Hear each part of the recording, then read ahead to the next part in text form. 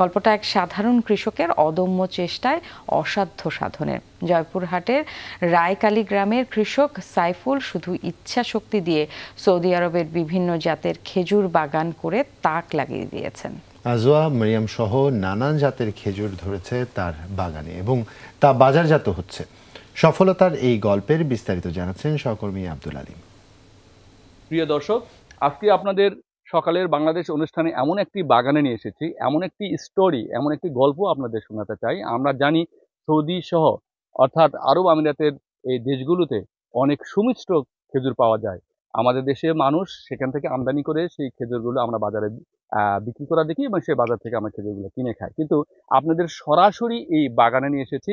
প্রিয় দর্শক, এখানে দেখতে পাচ্ছেন আমার এই যে হাতে খেজুরের এই যে মানে ঝোপাটা, এটা অনেকগুলো খেজুর একসাথে ধরেছে, যেটা আমরা সাধারণত সৌদি আরব বা অন্যান্য কান্ট্রিতে দেখি।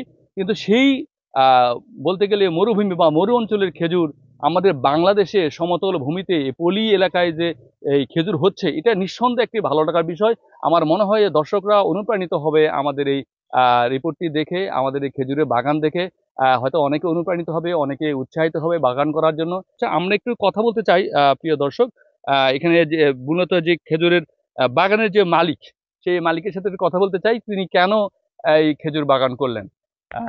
জনাব সাইফুল ভাই, আপনাকে আমাদের যমুনা টিভির অনুষ্ঠানে স্বাগতম। যমুনা টিভির পক্ষ থেকে আপনাকে শুভেচ্ছা জানাচ্ছি। আপনি খেজুর বাগান করার চিন্তা কিভাবে মাথায় আসলো, মরুভূমি অঞ্চলের খেজুর? আলহামদুলিল্লাহ, মরুভূমি অঞ্চলের খেজুর আমার শখ হলো। প্রথমে আমি ইউটিউবে দেখলাম যে বাংলাদেশের কয়েকটি জায়গায় এই খেজুর চাষ হচ্ছে, সৌদি খেজুর চাষ হচ্ছে। আমি তখন এই খেজুর তাদের বিভিন্ন বাগানগুলো ঘুরে পরিদর্শন করে খেজুর খাওয়ার পর ওখান থেকে কিছু চারা আনে আমি এই বাগানটি রোপণ করি এবং এখন আমি নিজেও চারা তৈরি করতেছি, লাগাতেছি, বিক্রিও করতেছি। আপনার কাছে মনে হয় যে এটা লাভজনক?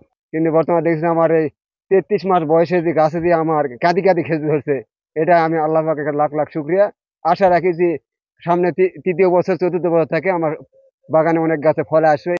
প্রিয় দর্শক, শুনছিলেন যে খেজুর বাগানের যিনি মালিক, তিনি বলছেন যে প্রথমেই তিনি ইউটিউব দেখে অনুপ্রাণিত হয়েছেন, পরবর্তীতে বিভিন্ন বাগান ঘুরে এবং অনেক কষ্ট করে তিনি বীজ এবং চারা সংগ্রহ করেছেন। সেই বীজ এবং চারা যখন তিনি লাগান, এলাকাবাসী বা স্থানীয়রা কিন্তু তাকে প্রথমের দিকে অবহেলা করেছেন। এখন খেজুর দেখার পরে অনেকের ধারণা পাল্টে গেছে, অনেকে এখন বাগান করার জন্য উদ্যোগ নিচ্ছে। আমরা একজন কৃষি কর্মকর্তার সাথে কথা বলতে চাই, যিনি সার্বক্ষণিক এই বাগান দেখাশোনা করেন এবং বাগানের তিনি পরিচর্যার ক্ষেত্রে পরামর্শ দিয়ে থাকেন। আপনার সাথে একটু কথা বলতে চাই, এই বাগানটা করার ক্ষেত্রে কৃষি বিভাগ কি সহায়তা দিচ্ছে? বাগানটা করার ক্ষেত্রে কিছু সমস্যা দেখা দিচ্ছে, যে ছত্রাকের আক্রমণ, যেটা আমরা পরামর্শ দিচ্ছি। এই খেজুরগুলোর আসলে বাজারের চাহিদা কেমন হতে পারে? হ্যাঁ, আমি খেয়েছি, তাতে অনেক মিষ্টি। আর আমার বিশ্বাস যে বাজারে প্রচুর চাহিদা এবং সবগুলি গাছে ফল ধরলে তিনি লাভবান হবেন, অনেক লাভবান হবেন আশা করা যায়।